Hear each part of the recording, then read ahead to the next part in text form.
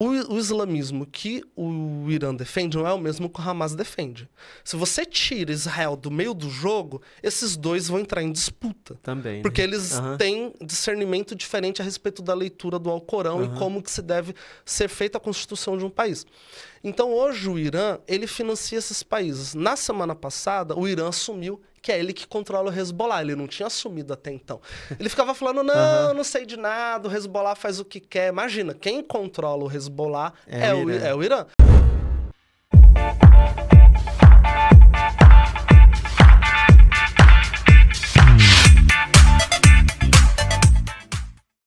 Olá, tudo bem com você? Seja bem-vindo para mais uma roda de conversa aqui no podcast Liberchat. É sempre bom ter você aí, eu aqui, junto com o nosso convidado especial que já está aqui. E hoje nós vamos conversar com o Fábio. Vai ser um assunto muito interessante, muito atual, que tem a ver com a guerra no Oriente Médio. Então fique aí, tá bom? Mas se você está chegando pela primeira vez, deixa eu passar para você, isso mesmo, as redes sociais.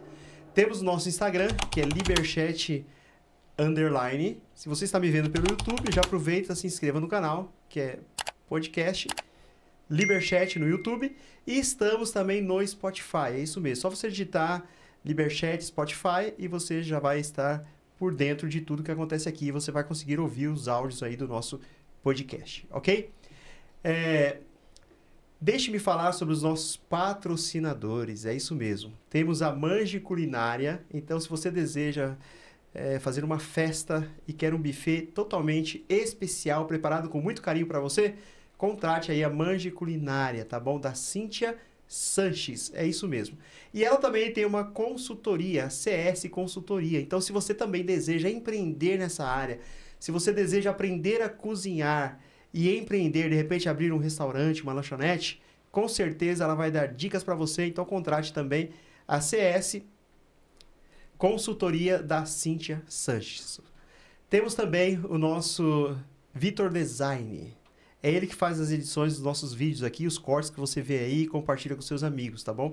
Então, se você trabalha com a internet e deseja alguém para aprimorar os seus vídeos, contrate aí o Vitor Design. O telefone dos nossos patrocinadores está aparecendo aí na tela para você conferir, fazer um print e depois você chamar cada um, conversar e contratar os serviços, ok? Temos também o nosso podcast palestra. Você sabe que o podcast é voltado para a área do jornalismo. Tem o podcast, que é o nosso bate-papo aqui. E temos também palestras. Então, se você deseja uma palestra no seu local de trabalho, direcionada especialmente para você, seja em escola ou em empresas, contrate aí o podcast palestra. E se você deseja melhorar a sua aparência visual, é isso mesmo, dá um tchan na sua beleza, contrate a biomédica estética doutora Amanda, que também patrocina aqui o podcast Liberchat, ok? Então, antes de iniciarmos a nossa conversa com o nosso convidado, que eu já disse o nome para você, que é o Fábio, não esqueceu não, né? Bom, compartilhe esse vídeo, eu não esqueci, é isso mesmo, compartilhe esse vídeo para o máximo de pessoas que você puder. Então, vou dar aí alguns segundos para você compartilhar aí, se possível, para todos os seus contatos. E não se esqueça, depois que assistir esse vídeo, deixar o like, escrever nos comentários o que você achou e depois assistir os outros episódios que tem aí, que com certeza tem muitos episódios e você vai gostar, acredito, de todos eles, ok? Muito bom, já estamos aqui com o Fábio, como eu já anunciei para você. Fábio, seja bem-vindo, é um prazer imenso ter você aqui, eu sei que você conseguiu se ajustar na agenda, foi prontamente cordial e se dispôs a estar aqui para conversarmos um pouquinho sobre muitos assuntos, né? Até porque você parece-me que não é brasileiro. Não, eu sou brasileiro. É brasileiro, mas com descendência judaica. Eu sou descendente de judeus. Então tá bom. Eu sempre gosto de agradecer no início, porque vai que a conversa geralmente fica muito boa e aí eu acabo do tempo esgotando e eu esqueço de agradecer no final. Então já agradeço mesmo no início para não sair aqui de mal educado, tá? Você está no podcast Liberchat. Liberchat é a junção de duas palavras que tem a ver com liberdade e chat, aquele bate-papo. Então, você tem liberdade aqui para conversar, fica tranquilo, fica em paz, que aqui o estúdio é nosso, tá bom? Então já pode se apresentar pro pessoal aí, falar de onde você é. Eu já falei que você era judeu e você é brasileiro, mas com descendência judaica. É isso? Isso eu não errei, né? Não errou, tá então, certinho. Com você agora aí. Legal. Primeiro eu quero agradecer pelo convite de estar aqui nesse podcast junto com você. Realmente a gente teve que fazer uma correria para poder ajustar. Eu me chamo Fábio Itzhak Silva, eu sou descendente de judeus. Dentro da questão judaica existem algumas separações, como por exemplo, a minha mãe não é judia, então eu não vim de um útero judeu. Então, para alguns religiosos mais conservadores, eles não me consideram como judeu. A minha ascendência judaica vem por parte de pai. A minha família veio de Pádua, no norte da Itália. Eles são refugiados da fome, vieram para cá na virada do século XVII para o século XVIII. Então, fiz um resgate junto com a minha família paterna da questão judaica, né? E aí, a minha questão judaica, ela é étnica, eu tenho sangue judeu, mas também religioso. Eu escolhi ser judeu. E ser judeu também é uma escolha. Todos os dias, para aqueles que nasceram de útero judaico ou não, você decide todos os dias pela sua judeidade e a prática da religião. Porque tem a questão étnica, cultural e religiosa. E eu sigo as três. Ah, tá. Acredito que muita gente... pensa o seguinte, como uma pessoa que nasceu em Israel, já pratica a religião judaica, mas não é assim, né? Não, tanto que existem judeus que são seculares, né? São étnicos como judeu, como um povo de identidade judaica, mas não pratica a religião judaica. Então você tem em Israel israelenses que não são judeus. Entendi, interessante isso aí. É como brasileiros, que o nosso país aqui, no caso Brasil, gravamos aqui do Brasil, isso. É um país considerado cristão, mas nem todo mundo é cristão, né? Existe uma diversidade religiosa imensa imensa aqui no nosso país, ainda mais aqui que tem uma liberdade religiosa. Você já foi a Israel? Já fui 2 vezes para Israel, retornei agora no mês de agosto.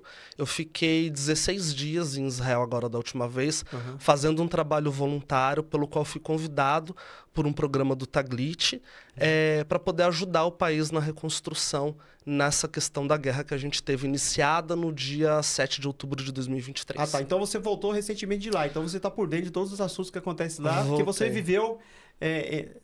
A guerra ainda não acabou, obviamente, né? Infelizmente, queríamos que já tivesse acabado, mas você esteve lá agora nesse período de guerra. E como é que é ficar lá durante a guerra? Há um temor das pessoas que moram lá em Israel, porque você estava do lado de Israel, né? Sim. E Israel que tem atacado mais depois da invasão lá dos... Me fugiu a memória. Do Hamas. Do Hamas, né? Aí Israel começou a atacar a Palestina. Sim. O pessoal que está em Israel está mais protegido do que o da Palestina? Obviamente, acho que sim, né? Assim, quase que eu não consigo voltar. Porque, voltar? Voltar para o Brasil. Quando eu estava lá no finalzinho, Israel tinha atacado um líder do Hamas que estava dentro do Irã, que é um país que fica ao norte de Israel, e esse líder ele tinha ido para a posse do presidente do Irã. Israel conseguiu assassinar esse líder dentro do Irã, na casa deles, praticamente na sala deles, foi lá e assassinou o líder. E aí o Irã, naquele momento, ele declarou que iria exterminar Israel, que iria fazer um ataque contra Israel muito maior do que aquele que teve no mês de abril. E naquele momento, todos os voos foram cancelados, somente a El Al, que é uma companhia aérea israelense que continua operando mesmo em situações de conflito, e todas as outras companhias aéreas cancelaram seus voos.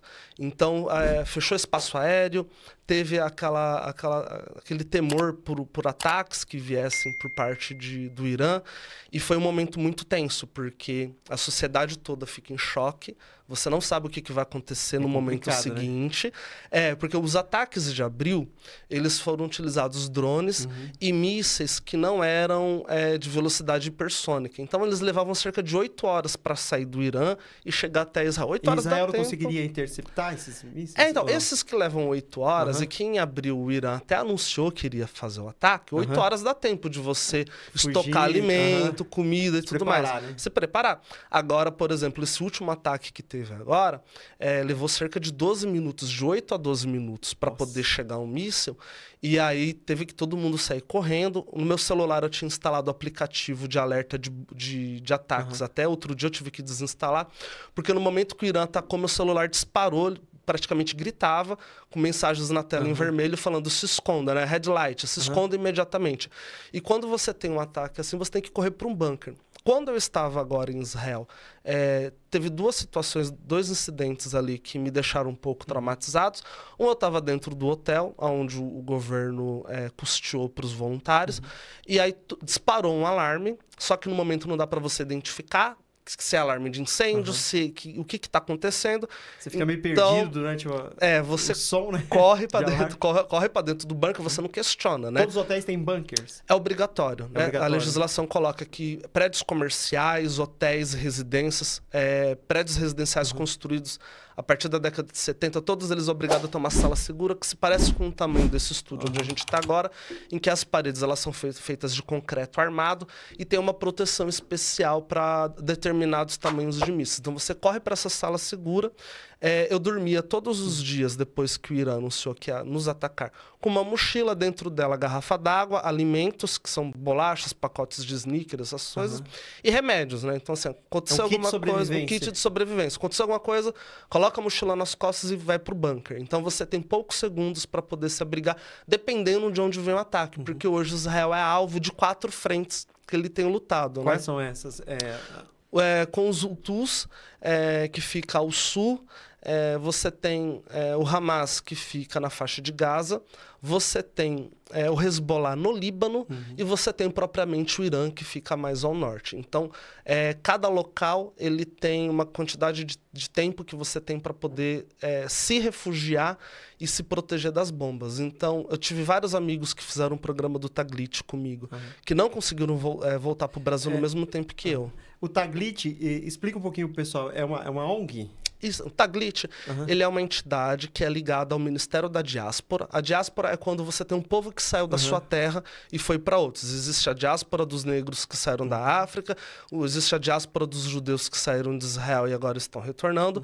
Então, esse Ministério da Diáspora que organiza, junto em parceria com o Taglit e Israel Onward, um programa de voluntários. Então, e esses voluntários só podem ser de descendência judaica? Só podem ser judeus. Para poder trabalhar lá em Israel, tem que ser judeu. Tem que saber falar o hebraico? Não precisa saber falar hebraico. O grupo com o qual eu estava, de 11 voluntários, desculpe, eram de judeus, que alguns falam inglês, alguns falam hebraico, alguns só falam português, mas lá você tem uma equipe que vai estar falando a sua língua nativa, independente do país de onde você for, para poder te dar esse suporte. E essa missão lá é fazer o quê?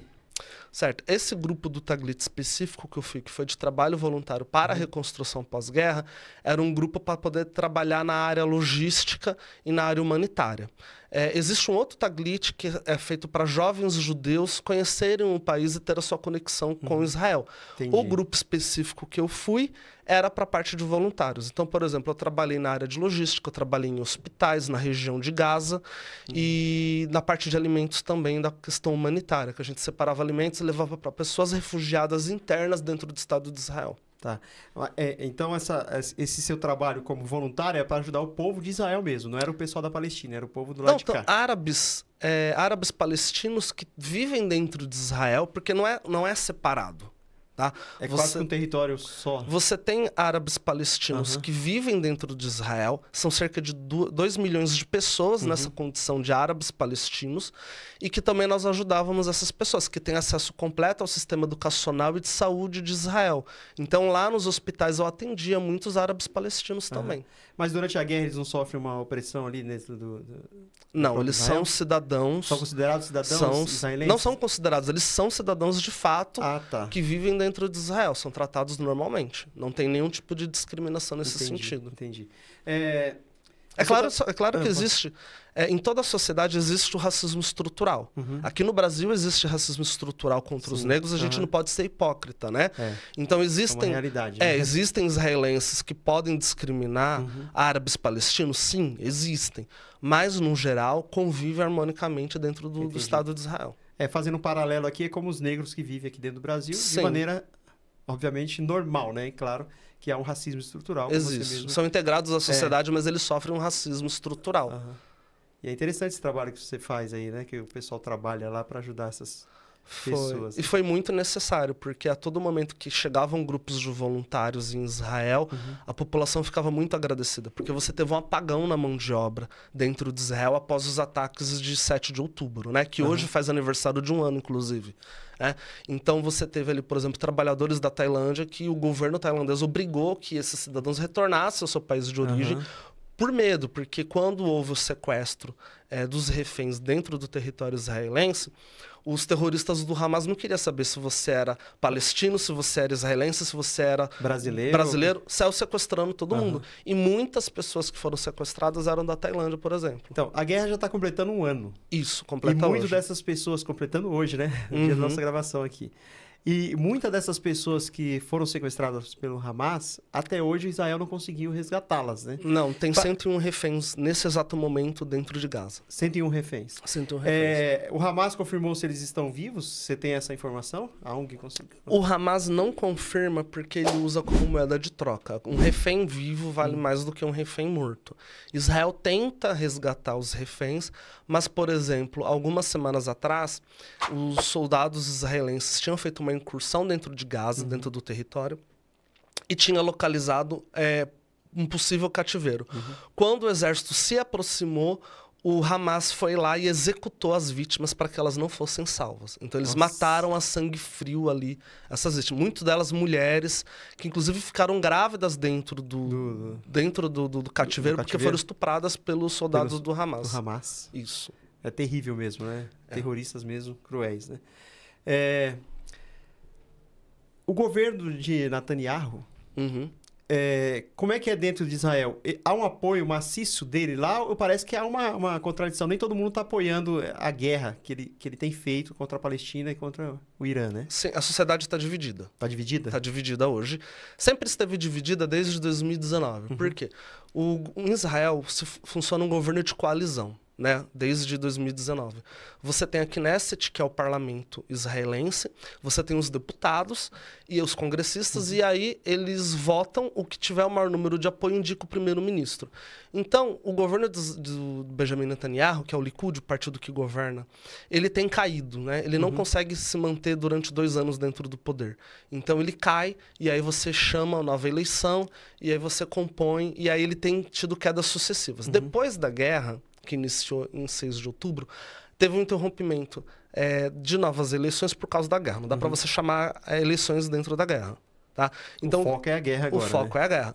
Então, assim, a sociedade ela é contra, a maior parte da sociedade é contra o governo de Israel, só que é tão fragmentado os outros partidos políticos que você não consegue juntar. Não consegue juntar para poder derrubar o governo. Força, uma oposição Exatamente. mais forte para opor contra e você tem ainda 2 oposições hoje ao governo de Israel. O primeiro que é a oposição tradicional, que tenta derrubar o governo, porque acha que ele não tem legitimidade para estar no poder. Benjamin Netanyahu é investigado por diversos escândalos de corrupção. Já estava quase sendo preso, né? Já estava quase, exatamente. Aí veio a guerra e a impressão que tá, para quem está aqui no Brasil, não sei se eu sei que você vive aqui, mas você esteve lá, é que ele mantém essa guerra para que ele não possa perder o poder e ser preso. Que possivelmente acabou a guerra e ele vai para a cadeia, né? A impressão que eu tenho é que ele fomenta a guerra para poder se manter no poder, para poder se manter no poder. Essa impressão que a gente tem aqui no Brasil. Não sei se vocês lá... Eu compartilho da mesma visão. Então... Isso. E o Netanyahu também sofre uma pressão que é pelo Fórum da Família dos Reféns. Eu estive em Tel Aviv, na Praça dos Reféns,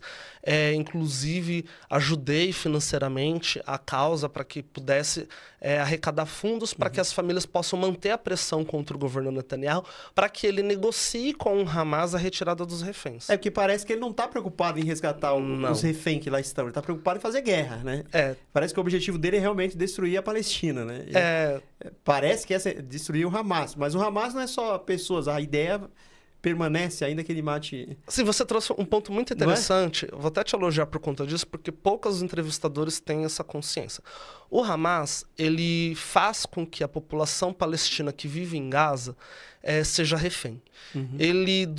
Israel saiu de Gaza em 2005. Tá? Da década de 70 até 2005, Israel administrava Gaza e deu a Gaza infraestrutura de eletricidade, água, gás, escolas e hospitais. Antes disso, era o Egito que administrava.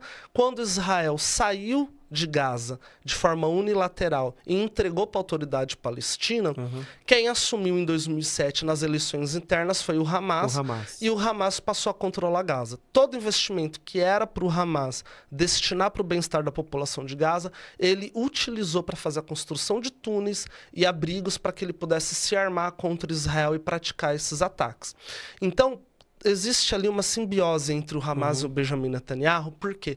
Por o Netanyahu, é interessante que o Hamas fique fortalecido para que ele tenha um inimigo, para que ele possa fazer o contraponto. Exatamente. Ele não consegue governar sem um inimigo. Ele precisa disso para manter a narrativa dele, então, que é uma narrativa bélica. Teoricamente, conseguir fisicamente acabar com o Hamas, sim. Ou seja, ele nunca vai dar por vencida a guerra, nesse caso? O maior financiador do Hamas hoje, além dos Emirados Árabes, do Catar, é o próprio Benjamin Netanyahu. Porque ele enfraqueceu a autoridade palestina. Exatamente. Tem esse detalhe aí. Ele enfraqueceu para o Hamas, né? Para o Hamas se fortalecer, exatamente. Para que ele tivesse a desculpa de poder depois derrotar qualquer tipo de organização que existisse dentro de Gaza, entendeu? E agora ele fica numa sinuca de bico. Ele não sabe para onde que ele vai. Tanto que ele não sabe como ele vai terminar a guerra. Ele sabia como ia começar. Exatamente. Não existe uma proposta. O que vai acontecer com a faixa de Gaza? Quando nós vamos, né? O que vai acontecer com aquela população? Parar, né? Vamos fazer depois, você tem 2 milhões de pessoas que vivem num território extremamente denso, né? Geograficamente denso, populacionalmente denso, e você vai fazer o que com aquela população que está ali? Não é todo mundo que está dentro de Gaza que é terrorista. Exatamente. Você tem pessoas inocentes lá dentro. E embora o Hamas ele esteja hoje praticamente na parte militar desarmado, você não consegue acabar com o Hamas em Gaza, porque o Hamas é uma ideia. Ele não é só um conceito de uma milícia armada. Então sempre vai ter alguém para poder assumir aquele posto de onde teve os soldados que foram derrotados. Quanto mais há uma opressão pro lado de Israel, mais o ódio do lado de cá também aumenta, né? Porque o pessoal fica, poxa, Israel tá massacrando a gente aqui, então vamos continuar alimentando essa ideia. E isso acaba fomentando a ideia, não vai acabar. Diminuiu em alguns aspectos o apoio do Hamas dentro da faixa de Gaza. E se você pega um paralelo que acontece hoje com o Hezbollah no Líbano, você vê que teve uma queda de 40% para 22% do apoio da população que existia para o Hezbollah. Então, a população tem entendido hoje que a interlocução feita por grupos terroristas e eles atacando Israel coloca a própria sobrevivência deles em jogo. Sabe por quê?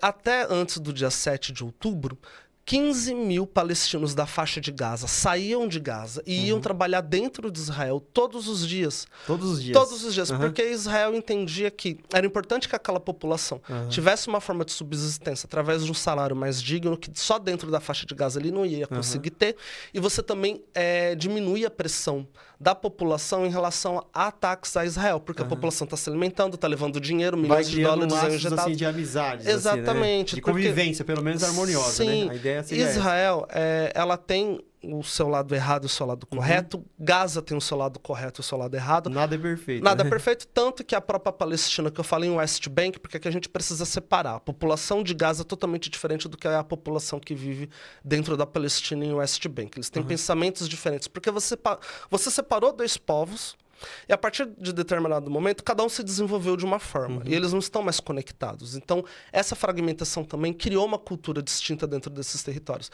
E Israel convivia pacificamente, da melhor forma possível, desde os tratados de Oslo, com esses povos. E com o Líbano, a gente não tinha nenhum tipo de problema, a não ser o Hezbollah, que realizava ataques contra Gaza. Tanto que você vê que 60 mil refugiados internos de Israel se deslocaram do norte de Israel para o centro ou para o sul para poder fugir dos ataques diários que o Hezbollah fazia contra Israel. Complicado a guerra lá, né? É uma situação difícil que hoje Israel entrou na guerra agora pela parte terrestre. Antes era somente mísseis, né, que eram lançados de Israel contra bases estratégicas do Hezbollah no sul do Líbano, mas agora a guerra avançou para uma incursão terrestre e aí, mais uma vez, a gente não sabe como que vai acabar isso daí. As imagens que chegam aqui para nós, aqui no Brasil, é que Israel mata assim, sem... Tipo assim...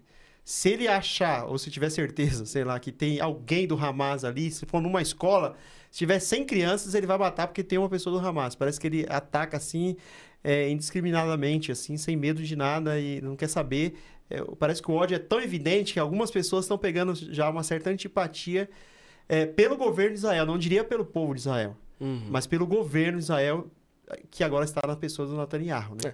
Porque ele é um fato, né? É uma questão muito sensível, porque o Hamas, ele utiliza das infraestruturas eu sei que ele para vai estar no meio do povo para tentar se proteger, usar como uma barreira para não ser atacado. Inclusive, a própria ONU, a UNRWA, que é a agência da ONU para a Palestina, vários prédios dela, com autorização dela, foi utilizado durante muitos anos pelo Hamas.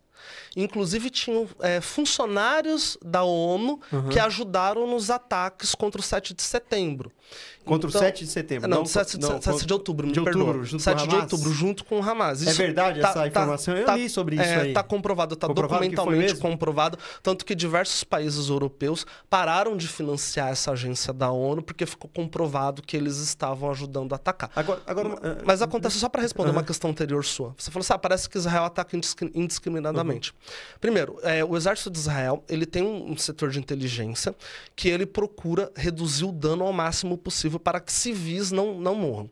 Só para você ter ideia, 25% dos soldados israelenses mortos dentro de Gaza foram mortos pelo próprio Estado de Israel. Por quê? Você está numa situação escura, dentro de um túnel, às vezes a comunicação falha, aí você tem um batalhão do exército do lado direito e outro do lado esquerdo. Às vezes eles acabam não sabendo que está um do outro lado, que eles são amigos e acabam se atacando. E se matam ali. Chamado fogo amigo. Agora me diz o seguinte, se Israel, com a tecnologia e inteligência que tem, acabava eliminando 25% de seus próprios soldados, como que você não me garante que o Hamas não atacava a própria base dele? Porque teve o lançamento de um míssil dentro de um foguete. Logo no início, né? Que o Hamas derrubou um próprio hospital e jogou... Dizem que falhou o míssil ali e ele caiu. Falhou e existem vídeos mostrando que sai de dentro do território e cai dentro do território, do hospital e destrói. O próprio Hamas. Aí uma outra situação. O Hamas, ele infla os números. Teve um incidente lá e morreram 5 crianças. O Hamas fala que morreu 100.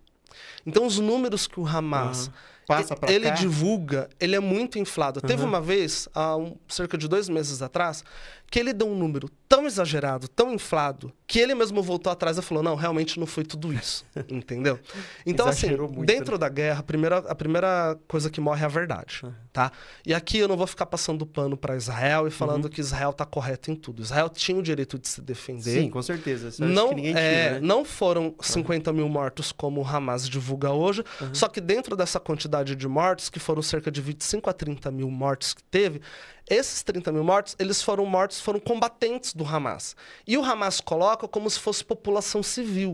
Ele não contabiliza esse número. Mas é fato ou não é fato que morrem crianças lá? Morrem crianças. E essas crianças já são do Hamas? Todos eu acho que não, né? Porque tem crianças lá de 2 anos de idade que não tem condições de pegar nenhuma faquinha. Morrem inocentes na guerra. Morrem inocentes na guerra. Dos dois lados. Dos dois lados. Não se justifica. Agora, uma pergunta que vale 1 milhão. Não sei se você vai conseguir responder. Mas Hamas, Israel, você mesmo citou que tem uma inteligência fantástica, é um dos países mais preparados para a guerra, né? O exército mais poderoso do mundo. Acho que é Israel e depois acho que os Estados Unidos, né? Se não me falha a memória. Não, os Estados Unidos é o mais poderoso na questão bélica. Mais bem preparado é Israel, mas numericamente o exército de Israel é menor. Claro. Isso, nós não temos os portas-aviões que os Estados Unidos têm. Ninguém supera. Se você juntar todos os países do mundo, não chega na metade do que os Estados Unidos têm. Mas a questão da inteligência, como que Israel permitiu que o Hamas invadisse lá? Parece que houve uma corrupção do lado de cá de Israel também. Ou não? Porque eu sei que vale $1 milhão. Você pode dar sua opinião que você esteve lá, você convive mais. Eu só leio reportagens que chegam aqui, né? Não, você trouxe uma provocação excelente. Primeiro ponto. Israel, ele estava tendo uma relação muito boa com o Hamas na faixa de Gaza dentro da medida do possível. Foi como eu disse anteriormente. 15 mil palestinos saíam de Gaza para trabalhar todos os dias. A coisa se acalmou. Tá? Israel cercou a faixa de Gaza com inteligência tecnológica. Então você tinha um monitoramento com câmeras, com sensores, tinha muros, cerca, tinha tudo. Israel cometeu um erro estratégico de reduzir a presença militar no envelope da faixa de Gaza, porque esse envelope é uma área de recuo, de respiro que você tem para você poder se proteger e atacar caso seja necessário. Esse recuo é geográfico mesmo? Geográfico. Esse recuo existe e a presença militar, ela diminuiu por quê? O Hezbollah no norte, ele iniciou uma série de ataques. Que aqui na mídia não chega porque acabou se banalizando e se acostumando com isso. Então, Israel deslocou o seu contingente para lá, para o norte e ficaram meia dúzia de soldados ali na região do envelope de Gaza. Israel sabia que o Hamas tinha planejado um ataque. Esse ataque já estava pronto há anos. Só que não tinha como saber quando que ia acontecer. Não tem como você deixar o exército em alerta, cercando ali o tempo todo, fazendo uma opressão. De soldados do outro lado. Né? Precisava de soldados do outro lado. Então não tem como você adivinhar. E aí Israel, da boa fé, acreditou. Tem gente que acha que foi ingenuidade, tem gente que acha que teve uma questão dolosa. De repente, o Netanyahu permitiu que o ataque acontecesse para que ele tivesse uma resposta de falar, agora eu tenho legitimidade para poder atacar a faixa de Gaza. Essa é a leitura que muita gente faz aqui. Inclusive, eu penso isso, talvez seja uma questão dolosa. Eu não descarto. Entendeu? É uma possibilidade, porque o Netanyahu... pode afirmar, mas a gente está lidando com um primeiro-ministro que ele é extremamente astuto. Ele é muito inteligente. E ele é uma pessoa perigosa. Ele é perigoso para o Estado de Israel e ele é perigoso para os palestinos. Benjamin Netanyahu... Ele é de extrema-direita, né? Não, tem gente mais extrema-direita ainda. Do que ele ainda? Tem mais ainda. Nossa. Tem gente que pode considerar o Netanyahu ainda uma pessoa de centro-direita, quiçá se não falar que ele é de esquerda. Porque o que acontece? Você nunca pode duvidar que a extrema-direita pode piorar. Porque eles vão falar o seguinte... Se Benjamin Netanyahu, como direita, não respondeu pra gente como a gente queria, coloca alguém, dobra a aposta, de mais extrema-direita. Não deu certo? Mais extrema-direita, que acontece com o Bolsonaro aqui no Brasil. O Bolsonaro não deu certo como direita, então a gente tem que radicalizar mais ainda, trazer alguém mais de direita. Lá aconteceu isso. Então o Netanyahu, na década de 90, ele era contra os tratados de Oslo, que era para poder pacificar e trazer paz entre a questão palestina e israelense. Então ele foi uma das pessoas que falava não ao tratado de Oslo. E ele, junto com outras pessoas da extrema-direita em Israel, ficava falando, inclusive, que tinha que ter a morte do Yitzhak Rabin, que era primeiro-ministro de Israel, que trabalhava em conjunto com Yasser Arafat, que era a liderança palestina, pela paz. Ele falava, tem que matar mesmo, tem que derrubar. Isso ele mesmo ali no território. Ele falava que tinha que atacar o Yitzhak Rabin e destituí-lo do poder. O que aconteceu? Em 1995, que em novembro é o aniversário de morte do Yitzhak Rabin, que inclusive me chama Yitzhak por causa dele também. Fábio Yitzhak, em homenagem ao Yitzhak Rabin. Ele foi assassinado por um judeu. Então as pessoas falam assim, mas quem que matou Yitzhak Rabin? Foi um palestino que não queria paz? Não, foi um judeu que era contra, um judeu radical, que fazia parte do espectro político do Netanyahu, matou o primeiro-ministro Yitzhak Rabin para impedir que fizesse o Tratado de Oslo. Porque o tratado dizia o seguinte, vamos dividir os territórios, vamos respeitar a autoridade palestina, vamos trazer a paz. E esses radicais falaram que não poderia ter paz e que tinha que matar o Yitzhak Rabin. Ele foi assassinado a tiros pelas costas quando ele estava na Praça da Paz em Tel Aviv. E isso daí... Por um próprio judeu, né? Por um próprio judeu. Acabou... foi uma das causas que hoje fez com que Israel não estivesse em paz. E o Benjamin Netanyahu já declarou recentemente... E era a ideia do Benjamin, né? A ideia do Benjamin, que ele é contra o reconhecimento do Estado palestino e que não tem que ter paz com os palestinos. Que o que ele puder fazer para impedir que a Palestina seja o Estado, ele fará. O que é um absurdo. É um absurdo. E é complicado isso, né? A impressão que dá é que... Não sei se vai acontecer, porque eu acho que ele não vai conseguir, porque que ele deseja, nos seus ataques, eliminar a Palestina. O Estado de Israel hoje falha com a Palestina, negando a existência dela como um Estado legítimo, da mesma forma como os países árabes erraram em não reconhecer Israel na sua fundação em 1948. Tá. Agora falando sobre direitos humanos, que você também é mestrando em direitos humanos. Sou mestrando em direitos humanos pela PUC. Né? Na guerra existem crimes de guerra, que a guerra tem uma certa... Como é que eu digo? Regras na própria guerra, né? Sim. Você não acha que o Netanyahu também, os ataques que ele faz na Palestina, pelo menos é o que chega aqui, você esteve lá próximo, né? Ele impede que os direitos humanos atuem na própria Palestina lá para ajudar as pessoas que estão sofrendo com a guerra, tipo, levar alimentação, ajuda humanitária para eles e tal. Isso é um dos crimes que ele comete durante a guerra. Sim. Israel, ela tem Israel é uma sociedade organizada e que tem instituições que funcionam. Tá? Isso é muito importante dizer. Né? O que dá o viés democrático a Israel é isso. Dentro do poder judiciário, existe um julgamento a respeito do que se foi feito dentro da guerra. Então, assim que se conclui a guerra, ela vai ser passada a limpo. Ela vai ser levada até o tribunal. Isso não vai ficar impune. Não fica impune. O que está fazendo agora um dia será cobrado. Não fica impune. Tanto que todos os outros comandantes de Israel em outros períodos, primeiros ministros e comandantes do exército, responderam pelos crimes que foram cometidos. Então, vai acontecer. Israel foi denunciada na Corte Internacional de Haia pela violação dos direitos humanos. Tá? A África do Sul, que fez a denúncia, falando, inclusive, que aconteceu um genocídio, um apartheid e tudo mais. Israel foi levado ao banco dos réus. Vai responder por isso. E eu sou a favor que se verifique o que foi que aconteceu dentro de Gaza e se crimes foram cometidos. Você não consegue penalizar o Hamas porque o Hamas não é um Estado. Então o Hamas cometeu crimes de guerra e ele não vai ser responsabilizado. Israel só o pessoal vai. Entender é como se, vamos supor, aqui tem vários... o partido do crime mais evidente Isso. aqui é o PCC. Então você não Sim. pode condenar toda uma população porque o PCC está dentro das comunidades, né? E até Sim. no governo, em alguns casos por aí.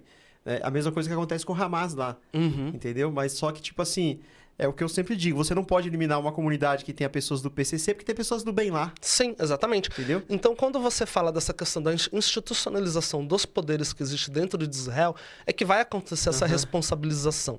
Então, Netanyahu, acredito que ele vai ser condenado por esses crimes que ele tem cometido, mas ele tem se apegado ao poder para poder evitar ser levado ao banco dos réus. E sabendo disso, quanto mais guerra tiver e ele estiver envolvido, ele vai protelar bastante para que essa guerra nunca acabe, né? Sim. A ideia dele é permanecer mesmo. Sim, só que não existe uma obediência da legislação internacional por parte de todos os atores envolvidos nessa guerra. Porque por mais que a ONU, né, fale que ele está fazendo coisas erradas e traz ali algumas medidas, ele não obedece nenhuma. Não, é que assim, Israel tem o direito de se defender. Sim, mas... o Estado hoje tem cometido falhas que eu já disse que eu quero que responda por eles. Mas, por exemplo, em 2006, na guerra do Líbano, em que Israel invadiu o Líbano para poder atacar o Hezbollah, saiu uma resolução da ONU que dizia o seguinte: no sul de Israel, você não pode ter nenhuma milícia armada atuando. Somente o exército oficial do Estado do Líbano pode controlar a fronteira e somente as forças da UNIFIL, que são as forças pacificadoras da ONU, podem atuar ali. Mas o Hezbollah atua. O Líbano foi lá e tentou trazer o Hezbollah de volta para dentro do território e impedir que ele fizesse essa situação legal? Não, fez vistas grossas. Hoje o Hezbollah ele é um proxy do Irã. O que é o proxy? O Irã, diretamente, ele não atacava Israel. Então ele financiava essas milícias. O Hezbollah, os Hutus, o Hamas também são financiados pelo Irã. Só que se você for ver, no final das contas, o islamismo que o Irã defende não é o mesmo que o Hamas defende. Se você tira Israel do meio do jogo, esses dois vão entrar em disputa. Também. Porque eles têm discernimento diferente a respeito da leitura do Alcorão e como que se deve ser feita a constituição de um país. Então, hoje, o Irã, ele financia esses países. Na semana passada, o Irã assumiu que é ele que controla o Hezbollah. Ele não tinha assumido até então. Ele ficava falando, não sei de nada, o Hezbollah faz o que quer. Imagina, quem controla o Hezbollah é o Irã. Então, assim, quando o... Ainda que não oficialmente, né? Agora que ele está... Quando fala assim, Israel errou e ele violou as leis internacionais ao atacar o Irã, ao atacar o líder do Hezbollah e o líder do Hamas dentro do Irã. Não. Se o Irã financia esses próximos para que eles ataquem Israel, mesmo que indiretamente, o Irã está atacando Israel. Então, Israel tem o direito, através da sua inteligência, através do Mossad, de ir lá e realizar esses ataques. Tanto que Israel tem boicotado o programa nuclear iraniano há décadas. O Irã não consegue ter soberania nuclear militar porque Israel impede. Então, Israel tem sido hoje o cinturão que segura o Ocidente dos avanços do Irã, porque o Irã é imperialista. O Irã controla a Síria e o Irã foi quem financiou o Bashar al-Assad, que é presidente da Síria, para que ele vencesse a guerra civil, que foi um braço armado do Estado Islâmico, que tentou derrubar Bashar al-Assad na Primavera Árabe, que é uma coisa antiga já de 2009, 2010, 2011, financia o próprio Hezbollah no Líbano, que hoje tem controle de parte do parlamento. O Hezbollah controla as fronteiras, controla os portos, aeroportos e toda a infraestrutura, que é o que Israel está tentando minar. Então, hoje, por exemplo, Israel já está entrando num confronto direto com o Irã, porque é uma guerra legítima para que Israel possa se defender. E a resposta de Israel contra o Irã, por conta desse último ataque que teve, você pode ter certeza absoluta que vai ser um ataque à altura e que busca inviabilizar as posições estratégicas do Irã dentro do seu próprio território, que é um território gigantesco. Então, vai ter que ser feito ataques em petrolíferas, nas Até instalações nucleares, aeroportos, de ataques, né? tudo vai ser derrubado. Só que o Irã é esperto. Ele sabe, há décadas atrás, que ele chegaria nesse momento de impasse ao qual ele se encontra hoje, tanto que ele fez as suas instalações a muitos metros de profundidade embaixo de prédios, né? Para poder impedir que Israel retalhasse. Mas Israel implementa vírus de computador que já neutralizou essas instalações nucleares. Recentemente você viu que o Hezbollah, os pagers que eram utilizados pelo Hezbollah, o Mossad foi lá numa coisa assim de cinema e conseguiu explodir e mais de 12 mil lideranças foram tiradas do jogo. Então hoje o Hezbollah está muito fragilizado, inclusive para poder fazer um contra-ataque contra Israel. Por quê? Nós conseguimos eliminar 50% da força militar do Hezbollah dentro do Líbano. Então, o Líbano tinha... O Hezbollah só através tinha, da inteligência, né? O Líbano tinha 200 mil mísseis, não são nem foguetes. Existe uma diferença. Foguete você não consegue direcionar muito bem. O míssel não, ele tem GPS. Né? Tanto que o meu GPS não funcionava em Israel, porque o Israel bagunçou o GPS, o sistema global, na região, para que os mísseis ligados não conseguissem atingir o território israelense. Então, hoje, você diminuiu de 200 mil para 100 mil mísseis, você eliminou quase 90% das lideranças do Hezbollah dentro do Líbano. Dentro do próprio território. Dentro do próprio território. Então, você tem soldados que estão neutralizados, ou mortos, ou hospitalizados. E você tem, hoje, um vácuo de poder dentro do Hezbollah que não consegue ser ocupado porque você não tem lideranças e não existe mais comunicação. Porque os caras não têm walkie-talkie, não pode conversar, porque todo o sistema de frequência de rádio é monitorado por Israel. Celulares, não tem como você nem chegar perto, porque é capaz... Se o celular não explodir, ele tá grampeado e pega tudo que tá acontecendo. Meu Deus, é complicado, hein? Israel tem agentes infiltrados dentro do Hezbollah. Então, os caras estão ali perdidos. E a população civil sofre com tudo isso, né? É quem mais sofre. É quem mais sofre. É quem mais sofre. Mas o Líbano precisa se posicionar e tomar a seguinte decisão. A gente quer continuar refém do Hezbollah aqui dentro, ou nós vamos assumir o protagonismo dentro do nosso próprio país e pegar as rédeas do nosso próprio destino e tirar o Hezbollah daqui. De lá. E o mesmo... Israel dá uma amenizada. Sai do território, não tem porquê. Não tem disputa com o Líbano. Entendi. Nosso tempo tá corrido aqui. Eu queria falar sobre tantos assuntos aqui. Não, imagina, vamos lá. E vamos tentar ser mais sintéticos agora, tá bom? Estamos caminhando para o final aqui. Tá boa a conversa, né? Então compartilhe esse vídeo depois para o máximo de pessoas que você puder aí. Você falou também que era do movimento sionista observatório. São várias situações. Explica rapidinho o que é esse movimento sionista. Parece que tem a ver com a cidade de Sião, alguma coisa assim? Por isso que é sionista? Vou falar primeiro do Observatório Judaico. Eu sou membro do Observatório Judaico de Direitos Humanos no Brasil. É uma ONG que ela atua... o seu principal produto é desenvolver um relatório sobre as violações dos direitos humanos e antissemitismo que ocorre em território brasileiro. Então, desde a entrada do governo Bolsonaro em 2018, o observatório ele analisa aqui no Brasil todas as violações de antissemitismo que acontecem. A gente compila isso num relatório e daqui a pouco já vai sair o relatório de 2024, onde a gente mostra a quantificação de ataques antissemitas que aconteceram no Brasil. Então, todo ano a gente lança esse relatório. E acontece ataques aqui? Acontece. Durante o governo Bolsonaro cresceu muito, porque você teve um estímulo às células neonazistas no Brasil. As pessoas se sentiam legitimadas legitimadas para poder atacar os judeus.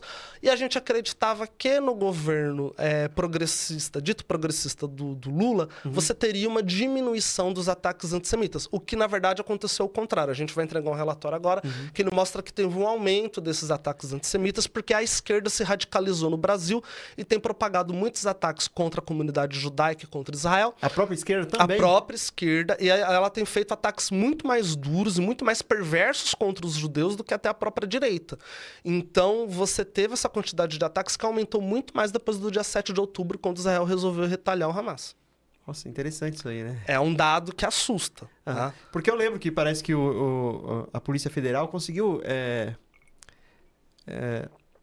combater essas milícias, essas facções de nazismo que tinha no Brasil, né? Sim, o Mossad entregou para a inteligência brasileira, através do... Esqueci o nome agora, onde fica a diplomacia israelense aqui no Brasil, no consulado. Através do consulado, nós tivemos um diálogo com a Polícia Federal no Brasil, que fez a entrega... Isso, porque essas células que tinham aqui, né? A gente fazia o monitoramento, né? O Estado de Israel fazia o monitoramento dessas células, e aí a Polícia Federal conseguiu ir lá e neutralizar esses grupos. E agora, a respeito da Wither Bridge, que é uma entidade ao qual eu faço parte, vou começar a representar a Wither Bridge no Brasil hoje. É uma entidade sionista que surgiu nos Estados Unidos para a comunidade LGBTQIA+. Então, por exemplo, aqui no Brasil, eu participo do GAVA, que é um coletivo LGBT judaico, mas não é sionista. Participo do RININ, da FISESP, que é a Federação Israelita do Estado de São Paulo, que organiza a comunidade LGBT. Inclusive, eu sou um judeu LGBTQIA+. E a Wither Bridge, ela vem com um viés, né, com um envelope sionista para poder discutir a questão LGBT judaica. Então, dentro da comunidade judaica e da religião judaica, existe aceitação em relação à questão da comunidade LGBT. Existe aceitação mesmo lá em Israel ou só... Israel é o melhor lugar do mundo que existe para LGBTs. Existe parada LGBT em Israel. Você tem dentro do governo de Israel pessoas em posição de poder e destaque que são LGBTs.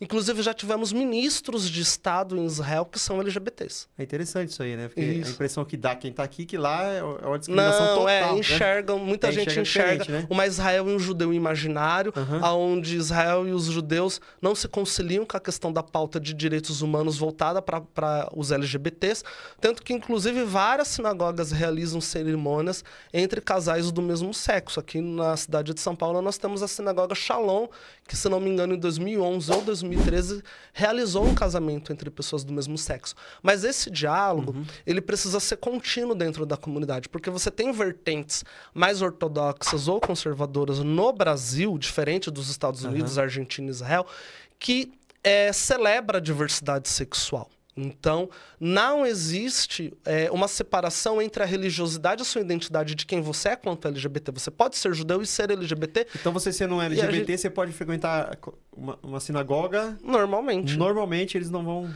Não deve existir a discriminação. Ainda existem setores conservadores dentro desses espaços, onde essas entidades, ao qual eu mencionei para você, lutam diariamente para que a gente consiga ampliar esses espaços e realizar um debate em relação à questão LGBT. Para que o judeu LGBT não fique marginalizado, não fique às margens da comunidade judaica, e ele possa celebrar quem ele é dentro do judaísmo. Dentro do judaísmo. Interessante isso aí, né? E quebra estigma, né? Porque a gente acha que o judeu é mais ortodoxo, ele é mais radical, e ele jamais aceitaria isso dentro de uma comunidade judaica e tal. E a Wither Bridge no Brasil, ela vem hoje fazer a defesa do sionismo. O que é o sionismo? O sionismo é a defesa que você faz da existência do Estado de Israel. Você defender a existência do Estado de Israel não implica necessariamente que você é contra a existência de outros estados, muito que vai pelo acabar contrário. Com a Palestina porque se defende lá. Tanto que o sionismo, na sua origem, ele era socialista, através do Partido dos Trabalhadores, o Avodá, que fundou o Estado de Israel e defendia a existência de um Estado palestino e a coexistência dentro dos povos. Agora, por que um sionismo LGBT como a Wither Bridge? É porque a identidade sionista também está vinculada a ser LGBT e dentro de Israel é uma luta constante você fazer a manutenção. Tem gente que fala o seguinte, existe o Pinkwash, que é o Estado de Israel, que financia os LGBTs para falar que dentro do Oriente Médio, Israel é a única democracia que existe e que apoia os LGBTs. E não é essa a intenção. Tanto que o Estado de Israel não deu de mão beijada os direitos dos LGBTs. Foi conquistado a duras penas, assim como em todos os outros países. Assim como você teve o Stonewall nos Estados Unidos, assim como você teve a revolta do Ferros Bar com as sapatãos lá na região onde fica hoje o Museu Judaico, né? Eu posso falar sapatão porque só gay sapatão pode chamar gay sapatão de gay sapatão. Então eu tô aqui no meu lugar de fala. Então você teve a revolta das lésbicas ali, que lutaram para isso. E lá em Israel também aconteceu a mesma coisa. A comunidade LGBT foi sempre muito ativa, muito provocativa e lutou para poder ter o seu espaço. Então, o sionismo e ser LGBT dentro do judaísmo são coisas que, na nossa visão da Wither Bridges, estão conectadas. E você defender o Estado de Israel e a sua existência sendo LGBT faz parte dessa luta. Bem interessante isso aí. Bom, estamos chegando no finalzinho, passou muito rápido aqui, mas eu queria voltar um pouquinho para a questão da guerra, agora na questão teológica, tá bom? Me corrija se eu estiver errado, porque o Brasil sendo um país cristão, eu fiz teologia também, né? A gente falou bastante sobre a guerra aqui, mas a origem da guerra tem a ver com questões que ocorreram há muitos anos atrás. Por exemplo, a visão que muitas pessoas têm da Bíblia, alguns teólogos, né?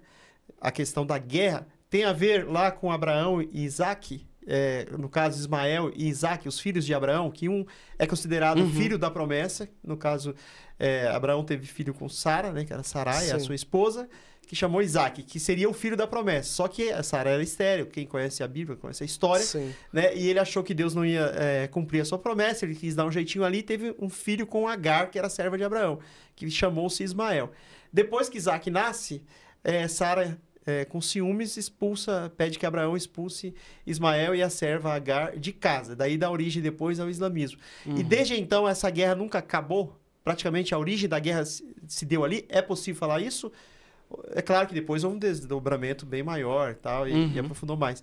Está certa essa colocação? Ou vocês têm uma outra visão sobre isso? Não, eu discordo. Mas antes eu queria dizer que eu não tenho formação rabínica, então eu não tenho um aprofundamento teológico muito grande para poder falar.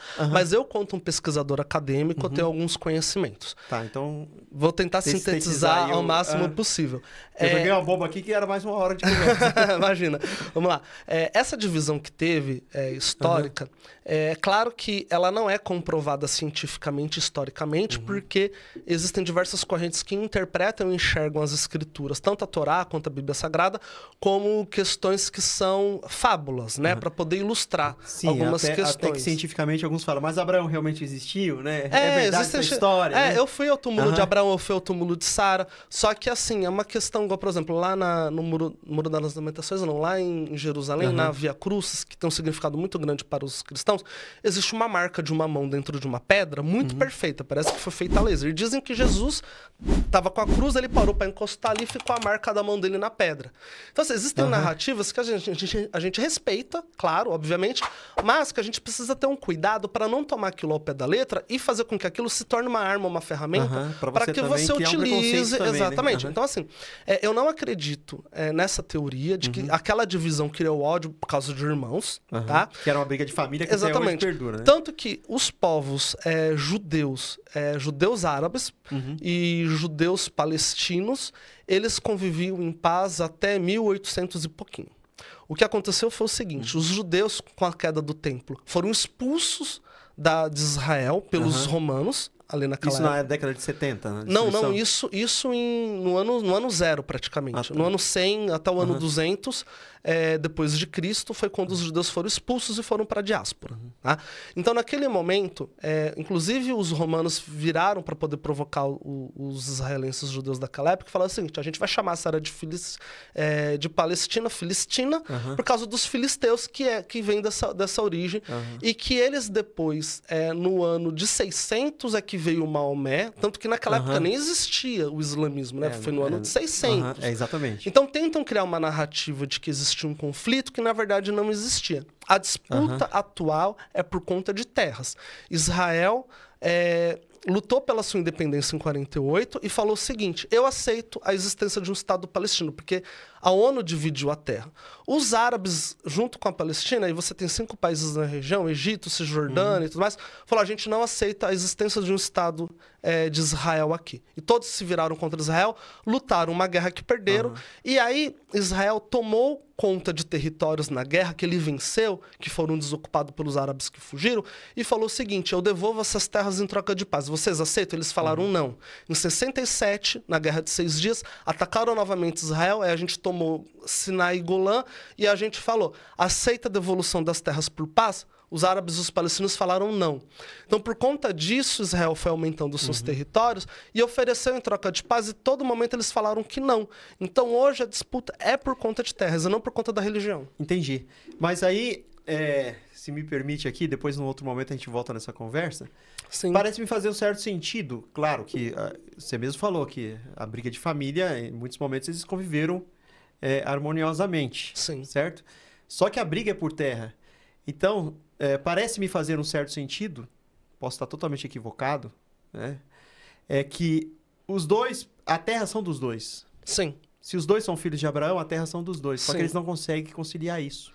Mas eu não gosto dessa visão bíblica, assim, de que... Sim, você vai mais vem da parte de Abraão. Não, eu tento trazer uma visão secular. É preciso Mas é interessante que exista a convivência. Entendi. A convivência entre os dois povos dentro dos territórios, entendeu?